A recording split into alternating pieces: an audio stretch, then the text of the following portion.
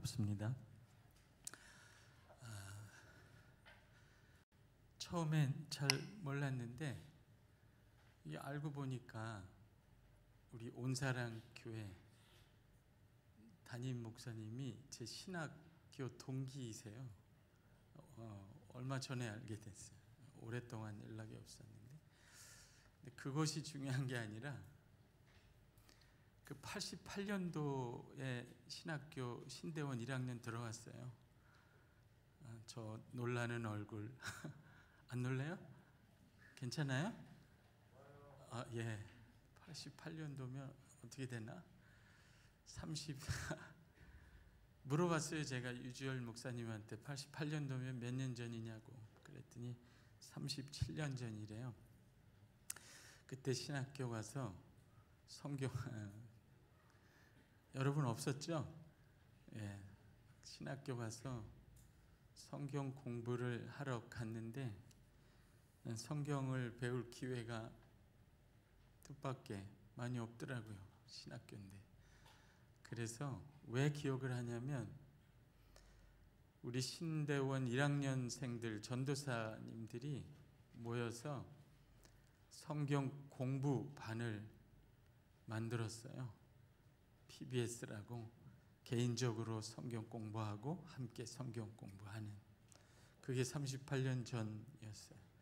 아나톨레라고 성경 공부반을 만들었죠. 창립 멤버예요. 목사님도 그렇고 저도 그렇고. 그 38년 후에 이런 교회가 세워졌어요. 저는 저 나름대로 말씀을 더 공부하고 돌아와서 신학교에서 후학을 양성하고 교회를 돕고 이렇게 된 거죠.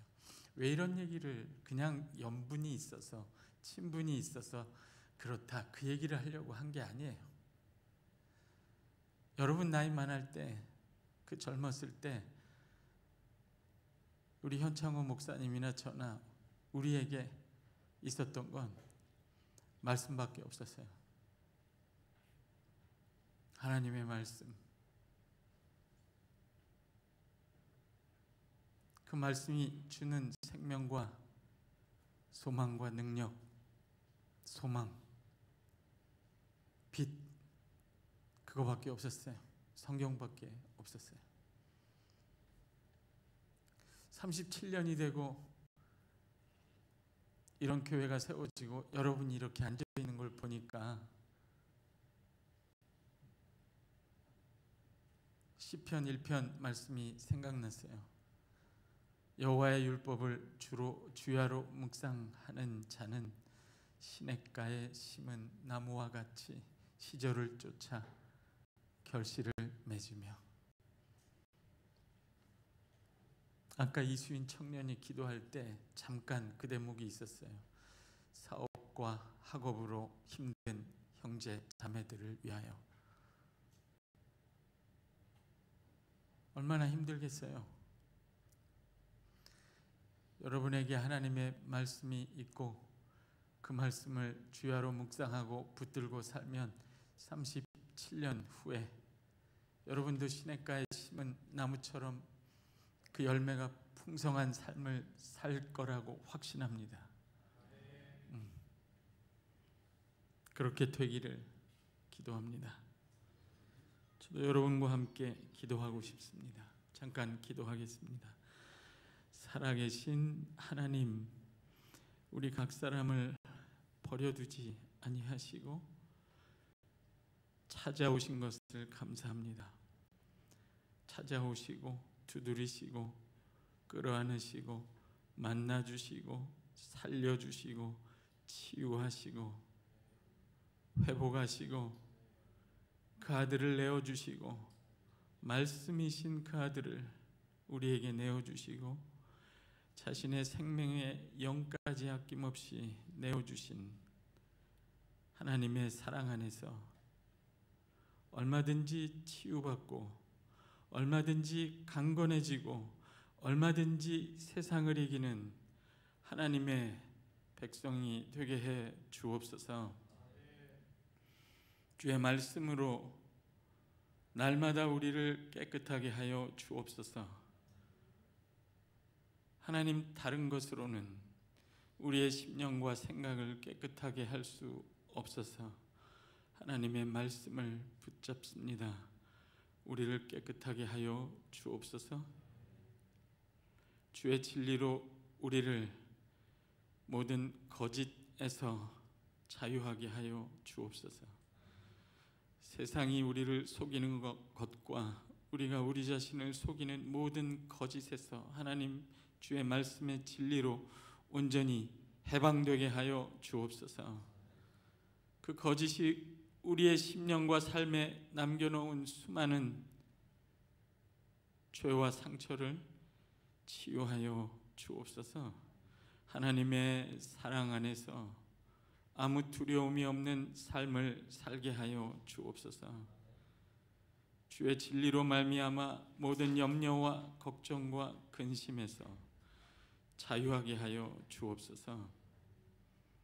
하나님, 교회에 다니지만 하나님을 사랑한다고 말하고 고백하지만 찬양하지만 그리스도인이지만 여전히 악한 일에는 빠르고 선한 일에는 한없이 게으른 우리의 병든 의지를 치유하여 주옵소서.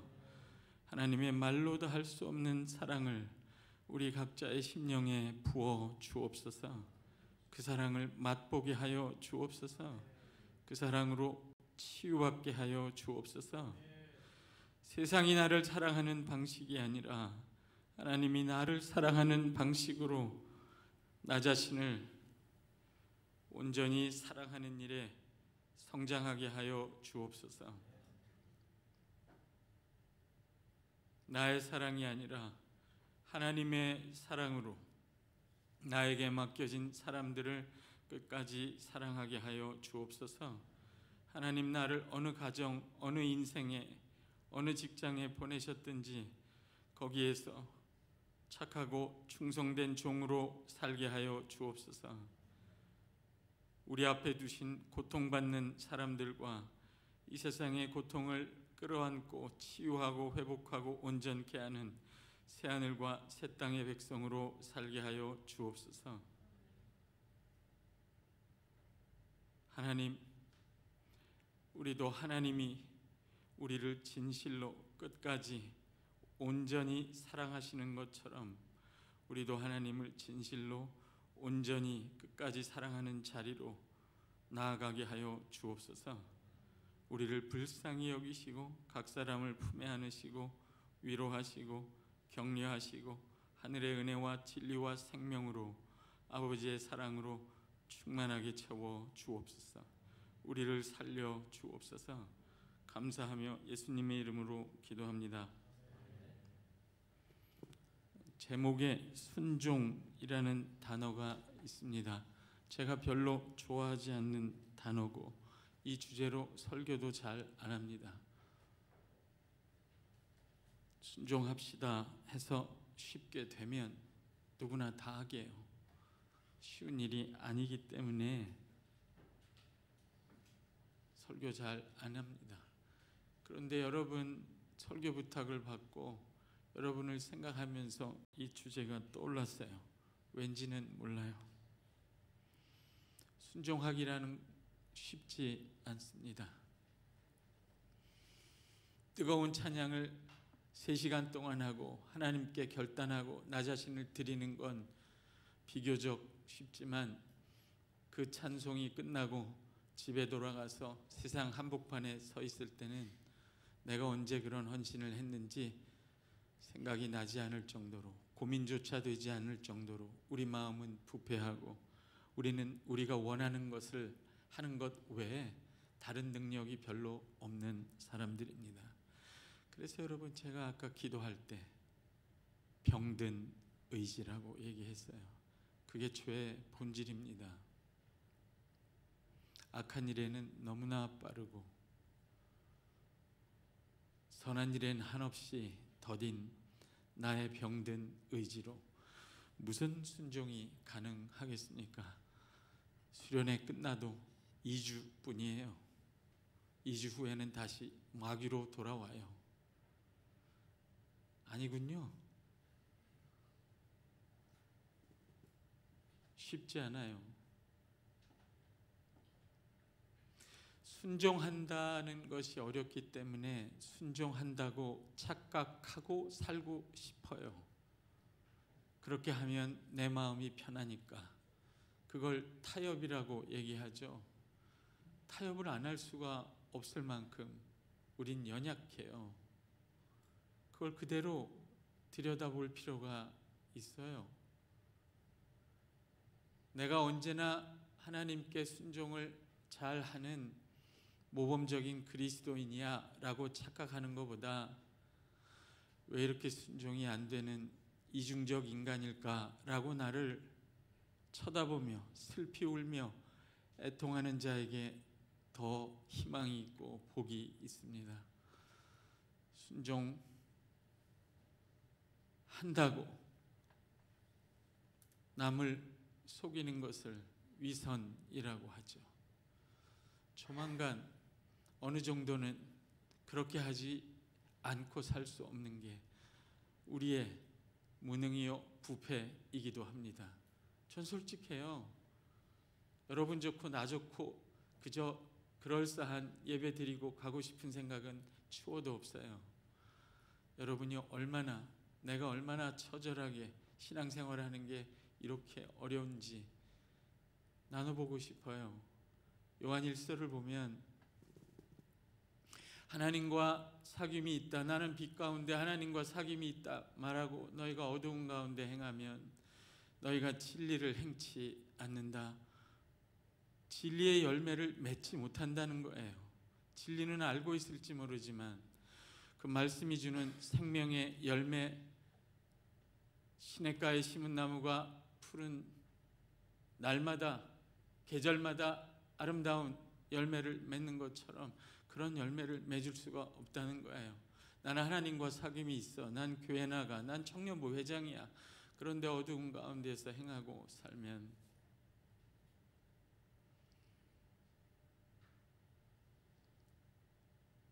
진리는 알고 있지만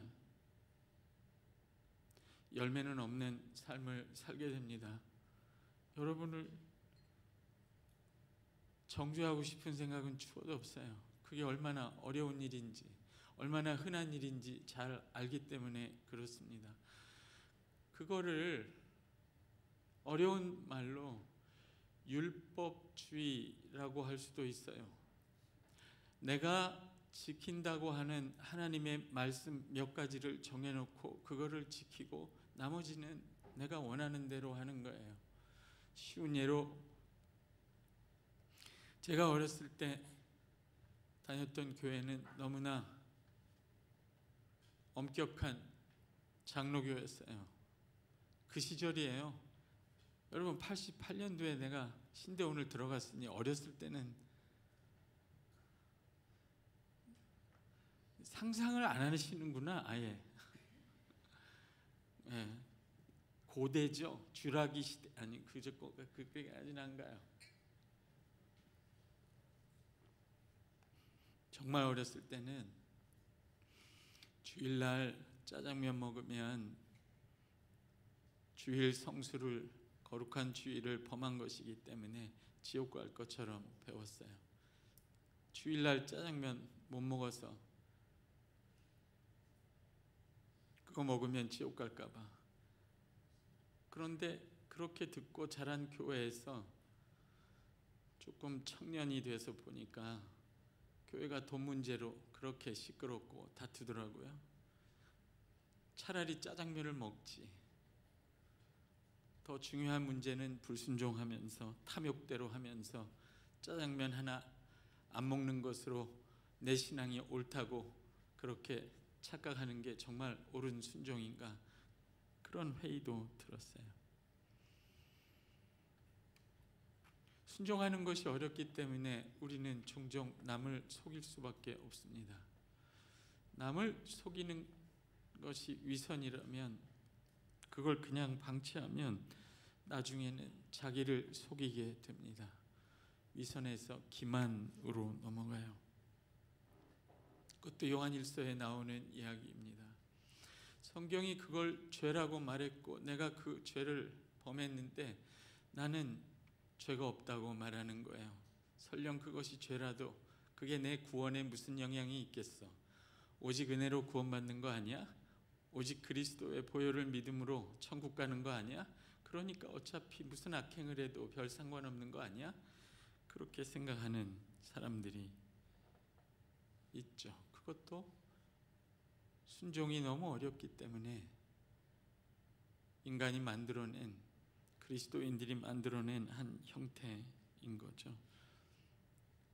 아까 그 위선의 경우도 그래요. 너무나 흔해요. 교회에서는 너무나 올바른 청년인데 직장에 가고 사회에 나가면 거짓말을 하고 남에게 꾼 돈 갚지 않고 양심대로 살지 않아도 별 가책이 없는, 그리고 교회 들어와서 내가 이렇게 산다고 구원이 취소되겠어? 나를 사랑하시는 하나님, 나를 끝까지 포기하지 않으시는 하나님, 왜 포기하고 싶게 만들 수밖에 없는 일을 계속할까요? 무능하기 때문이죠. 그거를 그런 식으로 계속 방치하면 남을 속일 뿐만 아니라 시간이 지나면 자기를 속이게 돼요. 자기는 죄로 인해서 너무나 더러운데 깨끗하다고 믿게 되죠. 그걸 방치하면요, 나중에는 그 악이 우리 속에서 자라서 왜곡으로 갑니다. 성경이 그것을 죄라고 말하는 게 싫어져요. 보수교회는 성경을 너무 문자적으로 생각해. 그 본문은 후대에서 어떤 사람들이 끼워 넣은 거야. 원래 하나님 말씀이 아니야. 성경을 어떻게 다 믿어? 말씀을 순종하기가 어렵기 때문에 그거를 피하려다가 남을 속이다가 자기를 속이다가 나중에는 자기가 자기의 뜻과 욕심을 버릴 수 없기 때문에 그걸 죄라고 말하는 성경에게, 말씀을 향해 대들기 시작합니다. 교회 다니는 사람들은 다 답답해. 그 정도로 여유가 없어? 공격하기 시작해요. 하나님이 그 말씀을 진리라고 말한 것에 대해서 저항하게 됩니다. 악은 우리 안에서 멈추지 않고 자랍니다. 그거 악이야 라고 말하면 악은 처음에 부끄러워해요. 수치스럽게 생각합니다. 그런데 조금 있으면 야, 선하고 악하고 다른 거지 뭐가 틀린 거야? 그렇게 얘기해요.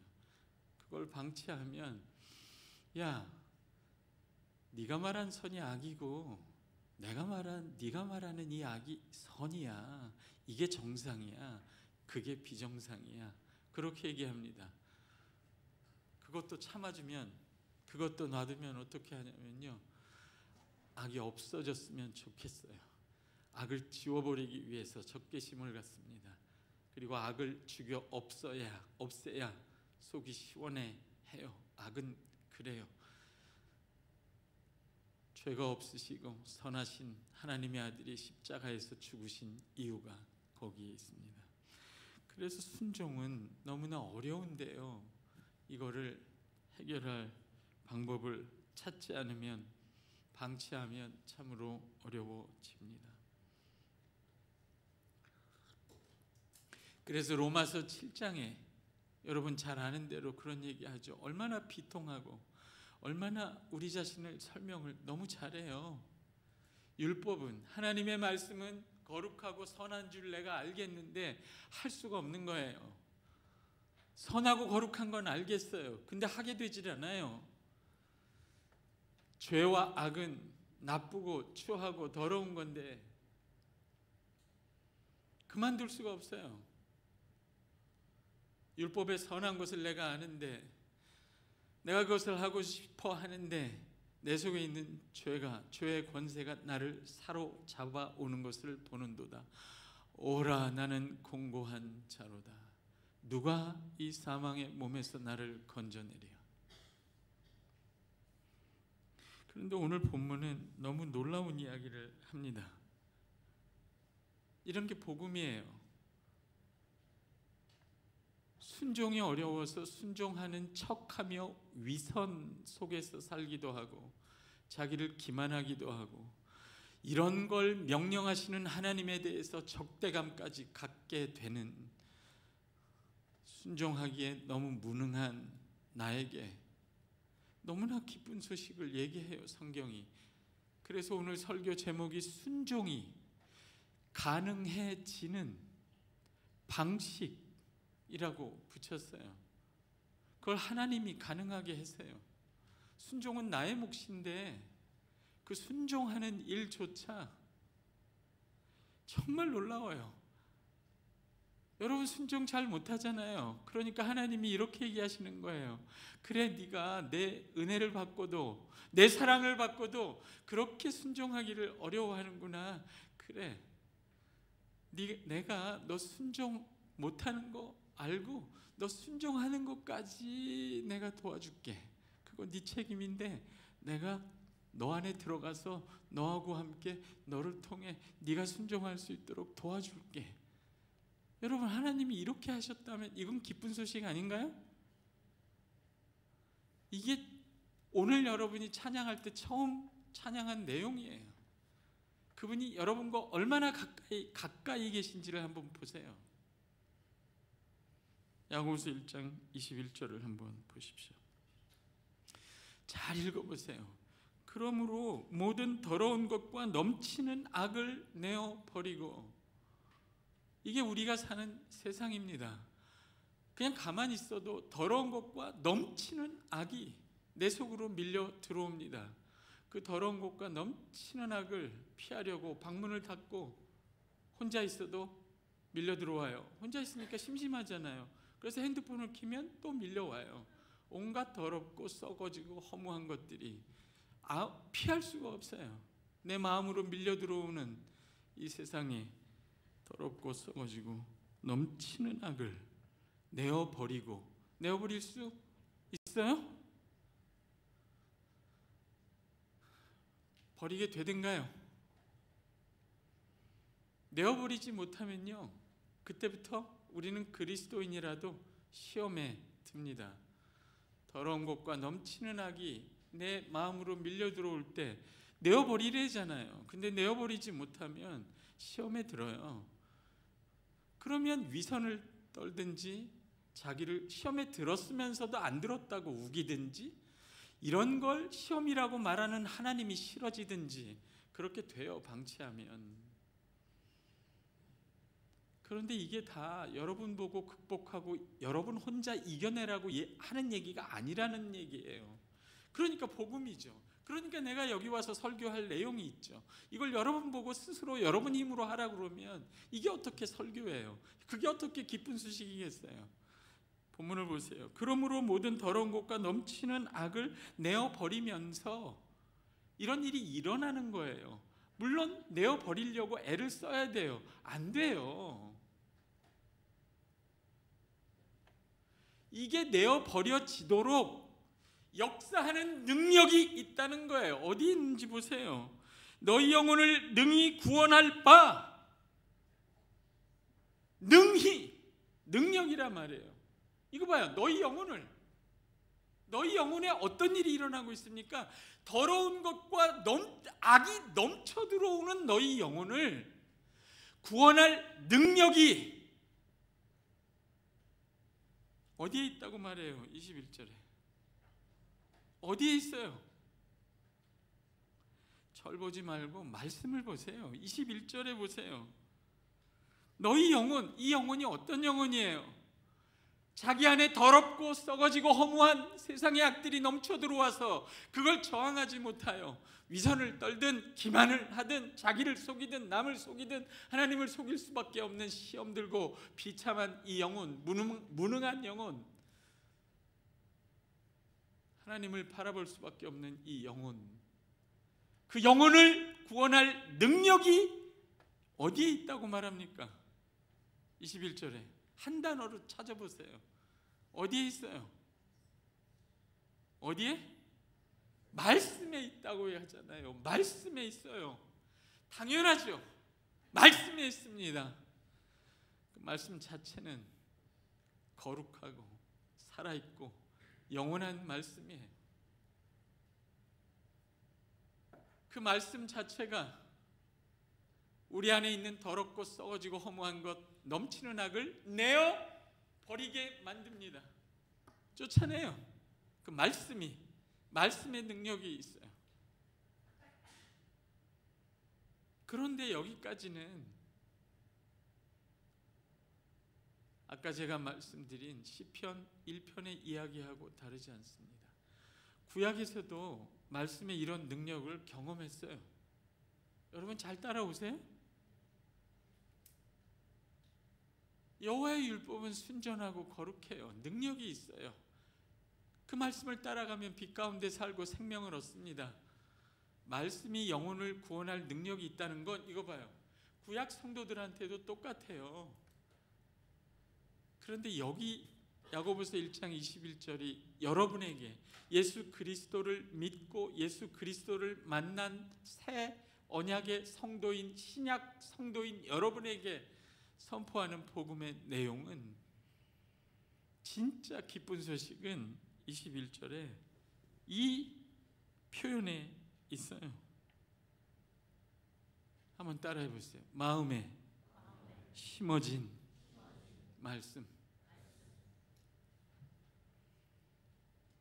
아까 여러분 찬양했죠. 하나님이 얼마나 우리 가까이 계신가, 얼마나 가까이 있나요? 이거 봐요. 모든 더러운 것과 넘치는 악에 시달리는 당신의 영혼을 구원할 능력이 말씀에 있는데, 그 말씀이 어디 있다고요?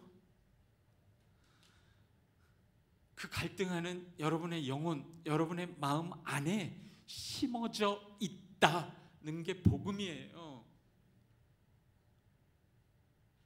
여러분 마음 안에 여러분만 있는 게 아니라 여러분이 갈등하는 그 모든 갈등과 시험을 이기게 하는 말씀, 능력이 있는 말씀이 당신의 마음 안에 심어져 있다는 거예요. 위선이 아니면, 기만이 아니면, 왜곡이 아니면 신앙생활하는 척 할 수 없는 내 안에 진짜로 나를 구원해낼 능력이 있는 그 말씀이 내 마음에 심어져 있다는 거예요.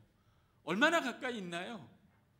내 안에 계세요. 내 안에 심어져 있습니다. 마치 쓰레기 더미를 쌓아놓은 밭에 어떤 농부가 와서 그 쓰레기를 다 치우고 쟁기로 밭을 다 갈고 거기다가 잡초가 무성한 쓰레기 더미가 가득한 그 땅 위에 깨끗하게 치우고 잘 갈아엎은 다음에 씨앗을 하나 심은 거하고 같아요. 아주 아름다운 꽃의 씨앗을 그 밭 안에 땅 안에 심은 것과 같다고. 따라오세요? 여러분의 심령은 얼마나 복잡하든, 얼마나 많은 욕심과 두려움과 갈등으로 가득하든 상관없이 쓰레기 더미 같아도 잘 들여다보세요. 그 안에 생명의 말씀이 심어져 있는 심령이에요. 이런 게 복음이에요. 말씀이 여러분 여기만 있지 않아요. 생명의 말씀이 여러분 안에, 여러분의 마음에 심어져 있다. 이렇게 야고보서가 표현합니다. 낯설죠? 성경을 자세하게 읽으면 전혀 낯선 이야기가 아닙니다, 여러분. 베드로전서 1장 23절 한번 보세요. 다 같이 읽어보겠습니다. 23절에서 25절까지 시작. 너희가 거듭난 것은 썩어질 씨로 된 것이 아니요 썩지 아니할 씨로 된 것이니 살아있고 항상 있는 하나님의 말씀으로 되었느니라. 그러므로 모든 육체는 풀과 같고 그 모든 영광은 풀의 꽃과 같으니 풀은 마르고 꽃은 떨어지되 오직 주의 말씀은 세세토록 있도다 하였으니 너희에게 전한 복음이 곧 이 말씀이니라. 다시 23절 보세요. 너희가 거듭난 것은 영적 생명을 받았다는 거죠. 여러분 하나님의 자녀라잖아요. 자녀가 뭐예요? 생명을 받은 거잖아요.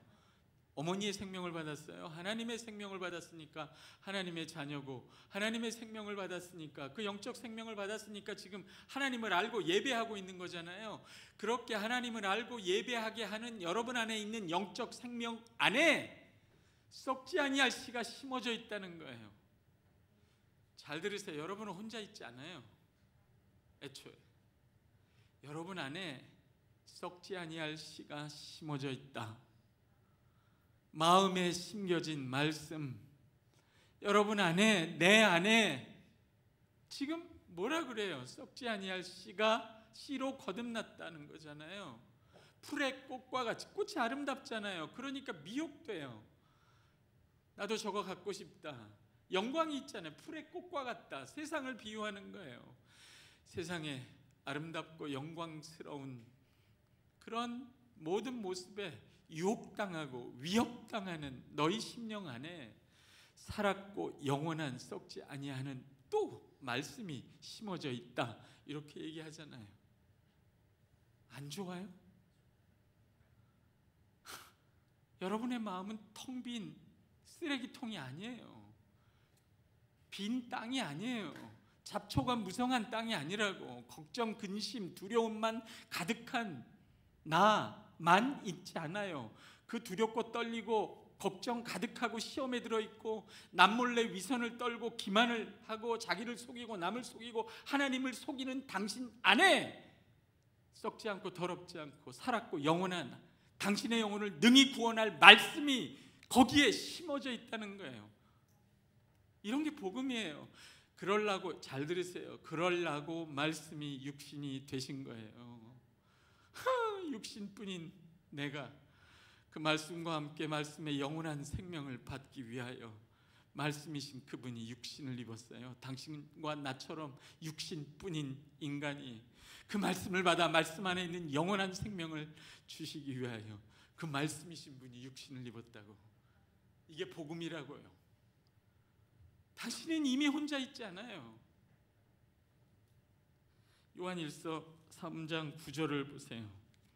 요한일서 3장 9절 다 같이 읽어봅시다. 시작. 하나님께로부터 난 자마다 죄를 짓지 아니하나니 이는 하나님의 씨가 그의 속에 거함이요 그도 범죄하지 못하는 것은 하나님께로부터 났음이라. 놀라운 본문 아니에요? 역시 똑같아요. 하나님의 씨라고 말하잖아요. 야고보는 너희 마음에 심어진 말씀, 씨앗이라는 거잖아요. 베드로 전서는 너희가 거듭난 것이 썩지 아니할 씨로 됐다. 다 같아요. 이 세 사람이 누구 한 사람한테 들었나? 다시 보세요. 요한일서 3장 9절 하나님께로부터 난 자마다 영적 생명을 받은 거죠. 하나님께로부터 났으니까 엄마 아버지에서 나온 게 아니라 하나님께로부터 났으니까 하나님의 자녀잖아요. 영적 생명이 있잖아요. 그 영적 생명이 있는 사람의 특징이 뭐냐면 그 사람 안에 하나님의 씨가 있다는 거예요. 왜 이런 거 그냥 지나쳐요? 이렇게 좋은 거를. 학자들은 이 하나님의 씨가 뭐냐? 이구동성으로 얘기해요. 하나님의 말씀 혹은 성령, 둘 중에 하나예요? 둘 다예요. 여러분 날 보세요. 내가 말을 하죠. 지금 내가 숨을 안 쉬고 말을 할 수 있을까요? 해볼까? 되나? 숨을 안 쉬고 말하는 방법이 있어요?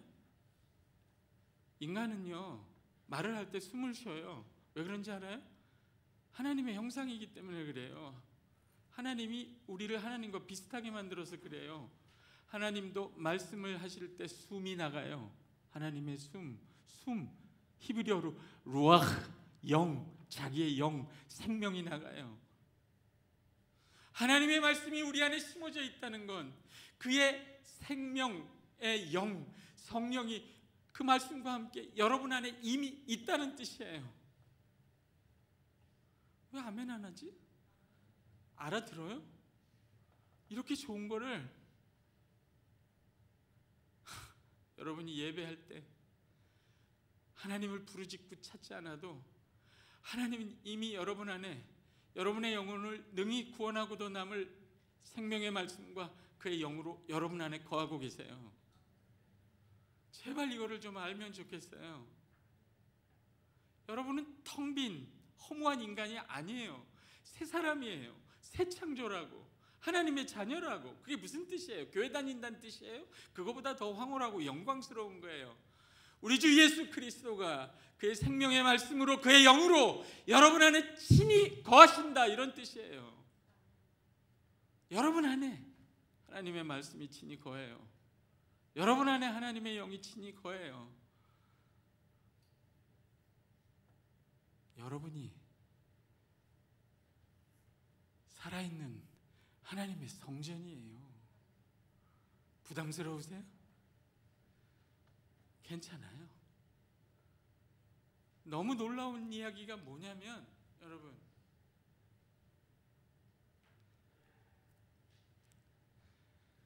여러분이 얼마나 존귀한 존재인지를 아세요? 하늘에 가면 하나님 앞에 생명나무가 있습니다. 그 생명나무, 하늘에 있는 생명나무의 씨앗을 가져다가 이 땅에 있는 여러분 안에 심어놓은 거예요. 여러분은 이 땅을 걸어다니는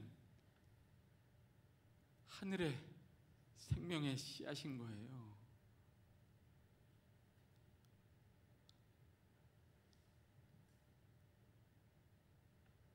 여러분은 이 땅을 걸어다니는 하늘의 한 조각인 거예요. 나는 하늘로부터 온 생명의 떡이라, 말씀이라는 거잖아요. 그 말씀이 여러분 안에 거하면 여러분은 누구예요? 이 땅을 걸어다니는 하늘의 생명의 씨앗이 심긴 새로운 에덴 동산인 거예요. 당혹스러우세요? 나 같으면 집에 가서 당장 오늘 저녁에 푸사를 바꿔요. 나는 이 땅에 있는 하늘의 한 조각. 그게 싫으면 나는 이 땅에서 하나님이 새롭게 창조하신 새로운 에덴 동산. 여러분 속엔 잡초만 있지 않을 겁니다. 여러분 안에 심어진 말씀으로부터 37년이 지나면 그 말씀으로부터 생명이 하늘에서나 피는, 하나님 앞에서나 피는 생명나무의 꽃과 열매가 이 땅에서 여러분의 심령과 삶에 맺히기 시작할 거예요. 그렇게 되면요, 여러분이 그 모양으로 그 생명나무가 여러분 안에서 자라는 그 심령을 가지고 직장에 가면 사람들이 쳐다봐요. 이 향기는 어디서 나오지? 이 꽃은 무슨 꽃이지? 이 땅에서 본 적이 없는데 이 사람은 왜 허무하지 않지? 왜 이 사람은 더럽지 않지? 왜 이 사람은 생명이 가득하지? 그 에덴 동산이 되어가는, 에덴 동산으로 회복되어가는 여러분을 구경하러 옵니다. 그게 세상의 빛과 생명, 소금이라는 거예요. 그게 교회예요. 하나님 나라는 이렇게 옵니다. 제가 너무 궁금했어요, 여러분. 왜 우리가 예수 믿었다는 거를 야고보와 베드로와 요한은 거듭난 너희의 마음에 하나님의 말씀이 심어져 있다? 썩지 않는 씨앗으로 되었다? 하나님의 씨가 너희 안에 있다. 여러분, 요한일서 아까 3장 9절에 요한이 뭐랍니까? 하나님께로부터 난 자는 뭐라고 되어 있어요? 죄를 짓지 않는다고 얘기했어요. 말이 돼요? 날 보세요. 여러분, 하나님께로부터 난 자, 하나님의 자녀인데 죄를 안 짓습니까? 짓잖아요. 죄를 안 짓게 된다는 뜻이에요. 더 이상 죄를 지을 수 없는 상태로 간다는 뜻이에요. 언제? 여러분 안에 심어진 하나님의 씨앗이, 말씀과 성령이 싹을 내고 꽃을 피우고 열매를 맺을 때 여러분 안에서 잡초가 왕성히 자랄 여유가 없게 된다, 이런 뜻이에요. 점점 더 죄를 짓는 게 너무나 힘들어지는 존재가 되었다, 이런 뜻이에요. 새로운 존재가 되었다는 거예요. 여러분은 새로운 피조물입니다. 도대체 무슨 복음을 전해야 여러분은 아멘 할까요? 여러분은 새로운 피조물이에요. 어마어마한 피조물이에요. 됐어요. 그렇게 짜증내듯이 아멘을 그렇게 듣고 싶지 됐어요. 고맙습니다. 진심이에요.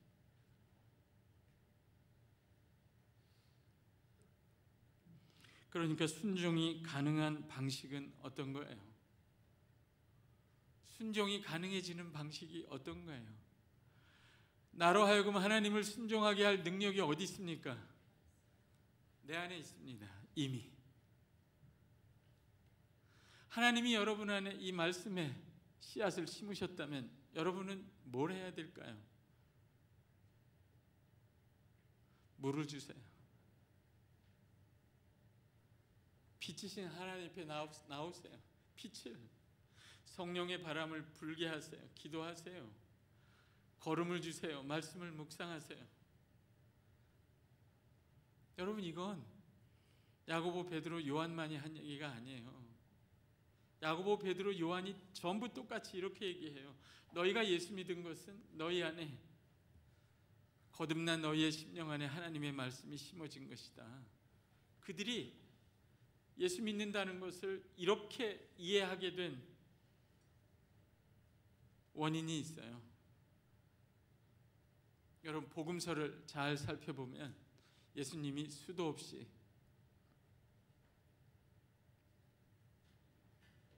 설교하십니다. 여러분, 찬양의 마지막 곡이 이거였죠. 하나님의 나라. 하나님의 나라는 이와 같으니 어떤 사람이 밭에 씨앗을 뿌린 것 같다. 밭은 사람들의 마음이요, 씨앗은 하나님의 말씀이라. 하나님의 나라는, 통치는 이렇게 온다는 거예요. 그래서 말씀이신 그 아들이 육신이 되어 십자가에서 죽으신 거예요. 육신인 여러분 안에 그 말씀을 심으시기 위하여. 그리고 그 말씀이신 그분이 죽고 부활하셨어요. 승천하셔서 하늘에 오르셔서 아버지께로부터 약속된 성령을 받아 이 땅에 불처럼 던지셨어요. 여러분 안에 그 말씀과 성령을 여러분 안에 주셨어요. 잘 들으세요. 여러분은 예수 믿은 이후에 영원토록 혼자 있을 수 없는 존재고 혼자 있지도 않아요. 여러분이 아무리 내가 내 속에서 내가 원하는 걸 욕망하고 내가 부끄러워하고 내가 수치스러워하고 내가 두려워해도 여러분은 혼자가 아니에요. 이미 하나님이 말씀과 성령으로 여러분 안에 거하고 계십니다. 여러분은 깨져도 부서져도 더러워도 황폐해도 하나님의 성전이에요. 하나님이 그 성전을 말씀과 성령으로 친히 거룩하게 만들어 가실 거예요. 여러분을 하나님이 친히 여러분 안에서, 잘 들으세요, 말씀과 성령으로 끊임없이 여러분을 생명으로, 하늘의 생명으로 가득하게 만들어 가실 거예요. 그게 복음이에요. 그게 그 아들이 이 땅에 오신 목적이고 성육신이고 그게 오순절의 의미예요. 하나님이 우리 안에 친히 거하시는 살아있는 성전으로 만드신 것이요.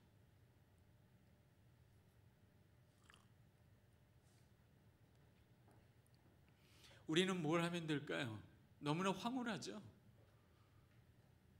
하나님이 직접 여러분을 찾아가셔서 하늘에 있는 생명나무의 씨앗, 그 말씀을 여러분의 심령 안에 심으셨어요. 여러분이 설교 듣고 기억한 게 아니에요.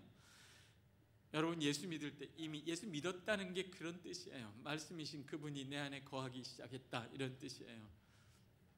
그건 여러분이 그 씨앗을 심은 게 아니라 하나님이 심으셨어요. 아멘. 누가 뽑을 수 있을까요? 누가 그걸 뽑을 수 있을까? 여러분의 심령에 심어진 하나님의 말씀을 누가 뽑을 수 있나요? 아무도 없습니다. 아무도 못해요. 그 말씀은 여러분 안에서 그 말씀의 생명을 피워내고 그 말씀의 열매인 영원한 생명으로, 거룩으로, 영광으로 여러분을 충만하게 할 때까지 성령과 더불어 아버지의 사랑 안에서 역사합니다. 하나님이 여러분 안에서 역사하세요. 삼위 하나님이 여러분 안에서 역사하고 계세요. 말씀과 성령과 사랑으로 역사하고 계세요. 당신이 두려워할 때나 위선을 떨 때나 기만을 떨 때나 남을 속일 때나 하나님이 역사하고 계세요. 그러면 나는 가만히 있어도 되나요? 계속 그렇게 무력하게 있어도 되나요? 아니에요, 여러분. 감사해야죠. 너무나 황홀한 은혜를 받은 거죠. 어떻게 내가 하늘에 있는 생명의 나무에 영원한 생명의 그 말씀의 씨앗을 내가 내 안에 심을 수 있겠어요? 하나님이 심지 않으면 내 안에 있을 수 없는 거예요. 그 말씀은 그 영원한 생명과 함께 나에게 온 거예요. 하나님이 하신 거예요. 하나님이 심으셨으니 하나님이 기르시고 하나님이 생명을 피워내시고 열매를 맺으십니다. 아멘? 여러분은 놀아도 돼요? 이거 가만히 생각해 보세요. 말씀이 뭐예요, 여러분? 말. 제가 말을 하잖아요. 말을 하면요, 제 뜻이 전달됩니다. 그리고 말은 의지예요. 그리고 말은 성품이에요. 그 사람 자신이에요. 그리고 말을 할 땐 그 사람의 생명, 호흡이, 영이 함께 나가는 거예요. 하나님의 말씀이 여러분 안에 심어져 있다면 여러분은 여러분 마음 안에서, 예수 믿는 여러분 안에서 하나님의 뜻을 알게 돼 있어요. 성경이 그걸 확인해 주지만 그렇지 않아도 알아요. 이건 죄지. 이렇게 하면 내가 망하지.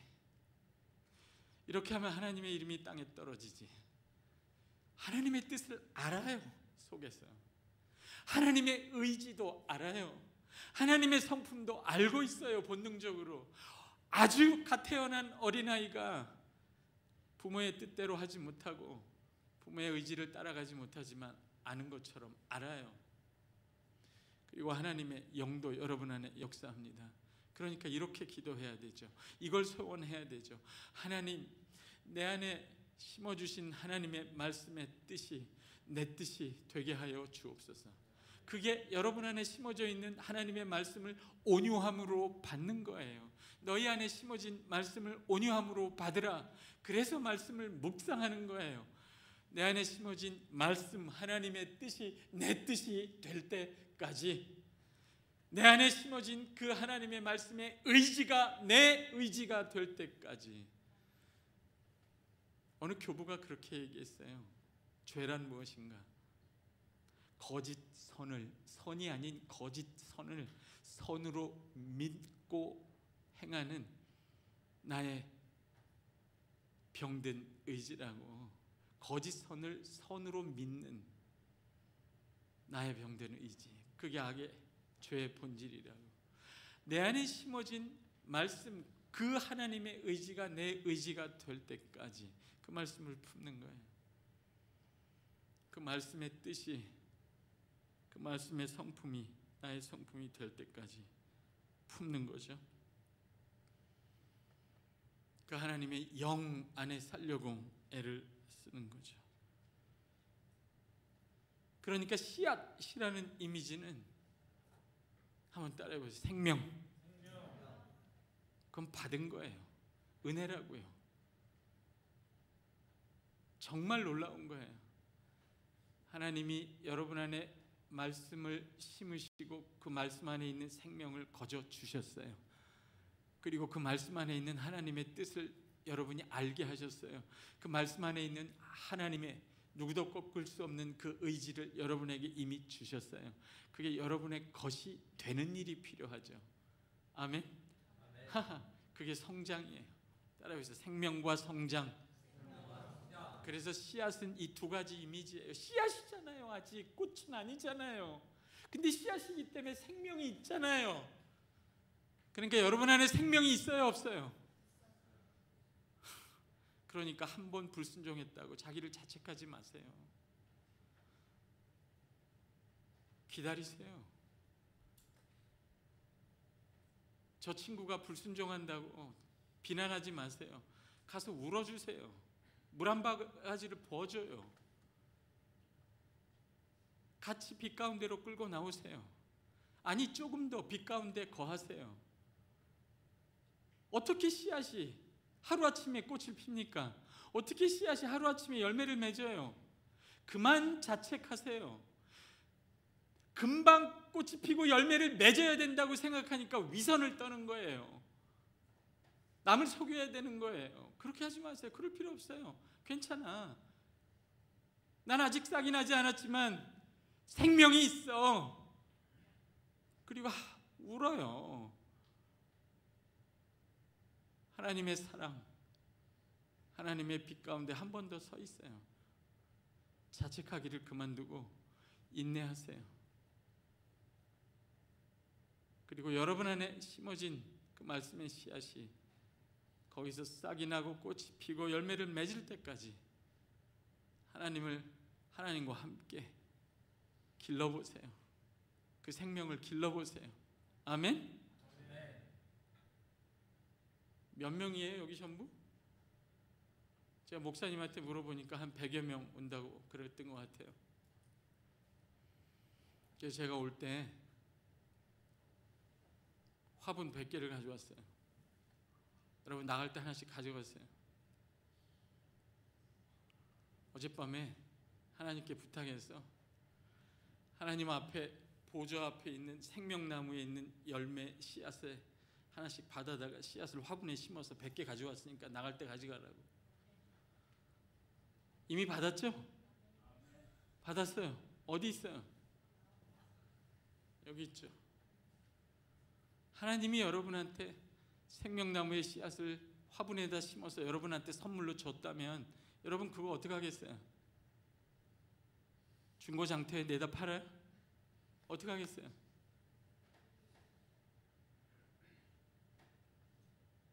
군대 간 형제가 준 화분은 기르지만 하나님이 준 화분은 나 모르겠어요? 그렇진 않을 거 아니에요.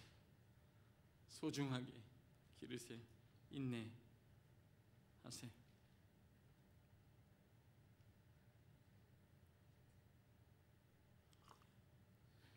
여러분 안에 심어진 그 말씀의 씨앗에서 싹이 나오고 꽃이 필까요? 안 필까요? 필까요? 안 필까요? 37년 후에는 어떻게 될까? 난 엄청날 거라고 봐요. 여러분이 하나님과 협조해서, 하나님 정원사예요. 제 조교가 하나 있었는데 저는 공부 잘하는 조교는 안 뽑아요. 나 없어도 잘 성장해서 졸업할 학생은 조교로 안 뽑아요. 내가 없으면 졸업을 못할 학생을 조교로 뽑죠. 4년 동안 같이 밥 먹고, 그 친구는 하는 게 없죠. 청소도 내가 하고 밥 먹고 상담하고 그런 거죠. 그 조교가 4년 조교하고 졸업할 때 저한테 선물을 줬어요. 화분을 하나 줬어요.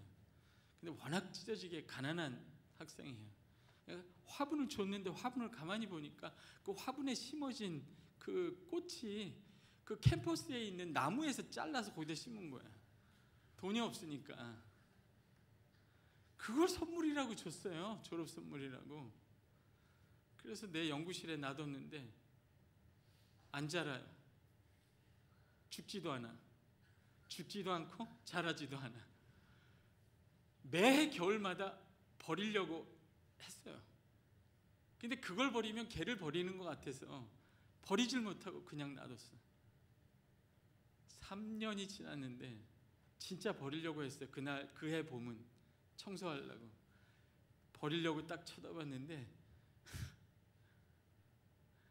그 주워다가 집어놓은 가지에 나온 거기에 연두색 싹이 나왔어요. 살아난 거야. 그때 그 애한테 전화가 왔어요. 우연의 일치인가? 교수님, 저 신대원 갔어요. 목사 되려고요. 너무 놀랐어요. 감사하고. 인내하십시오. 반드시 싹이 나옵니다. 서로를 인내하세요. 서로를 인내하세요. 반드시 싹이 나고 반드시 꽃이 피고 반드시 열매를 맺습니다. 이제 제가 기도하고 찬송하고 또 여러분 잠깐 기도할 텐데, 설교 끝나고 무슨 찬송을 원하냐 그래서 제가 455장 이거 봐요. 주님의 마음을 본받는 자라고 이걸 찬송합시다 했어요. 이거 봐요. 여러분, 주님의 마음을 본받는다고 할 때 그 주님의 마음은 어디 있나요? 어디 멀리 있어요? 주님의 마음이 어디 있어요? 여러분 안에 심어진 말씀 안에 있어요. 여러분 안에 있어요. 본받는 게 아니에요. 이미 여러분 안에 있어요. 주님의 마음이. 그게 여러분의 것이 되게 하라는 찬송이에요. 내 밖에 멀리 있는 주님의 마음을 본받으려면 죽었다 깨나도 못해요. 못 따라갑니다. 이해하세요? 여러분이 본받아야 될 주님의 마음이 이미 여러분 안에 말씀으로 심어져 있습니다. 성령으로 거하고 계세요. 여러분은 이미 주님의 마음을 갖고 있어요. 아멘. 생명이 있다 그 말이에요. 그러나 그럼에도 불구하고 주님의 마음을 본받아야 하죠. 그 마음이 내 마음이 되게 해 주옵소서. 그렇게 기도해야 되죠. 찬송 끝나면 그렇게 기도하세요. 하나님, 내가 혼자가 아니게 해주셔서 감사합니다. 위선을 떨고 나를 속여야 되는 나를 혼자 두지 아니하시고 순종하는 일조차 내 안에 오셔서 나와 함께 나를 통해 내 대신 나를 통해 나와 함께 순종하게 하시는 하나님의 능력, 생명, 임재 나와 함께 하심을 감사합니다. 따라해 보세요. 나는 영원토록 혼자가 아니다. 아니에요. 당신은 혼자 있을 때도 혼자 아니에요.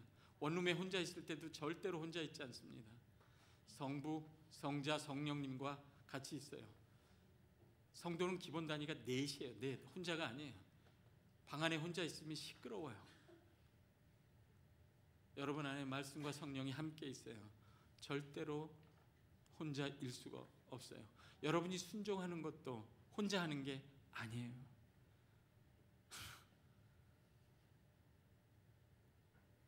하나님이 여러분 안에서 여러분을 데리고 여러분이 해야 되는 순종을 그분이 하십니다. 이미 하셨고요. 성공하셨어요. 따라가기만 하면 됩니다. 그 능력과 생명을 발견하게 하옵소서. 내 안에서 발견하게 하옵소서. 그렇게 기도하십시오. 여러분은 황무지가 아니에요. 씨앗이 심어진 꽃이 피어나기 시작한 새로운 에덴 동산이에요. 하나님이 새롭게 창조하신 새로운 창조로 새로운 에덴 동산으로 나를 바라보고 나를 받아들이게 하여 주옵소서. 속지 마세요. 거짓에 속지 말고 복음을 받아들이세요. 말씀이 말하는 대로 여러분을 바라보세요. 그리고 그렇게 기도하세요. 하나님, 바라건대 그 말씀의 뜻이 내 뜻이 되게 해 주옵소서. 하나님의 의지가 내 의지가 되게 해 주옵소서. 하나님의 마음이 내 마음이 되게 해 주옵소서. 주님의 성품이 내 성품이 되게 해 주옵소서. 하나님, 말씀이 육신이 되어 이 땅에 오신 것처럼 내 안에 심어진 말씀이 내 안에서 육신이 되기까지 내 안에서 역사해 주옵소서. 내 안에서도 하나님 그 말씀이 육신이 되게 하여 주옵소서. 그렇게 기도하세요. 다 같이 기도하겠습니다. 살아계신 하나님,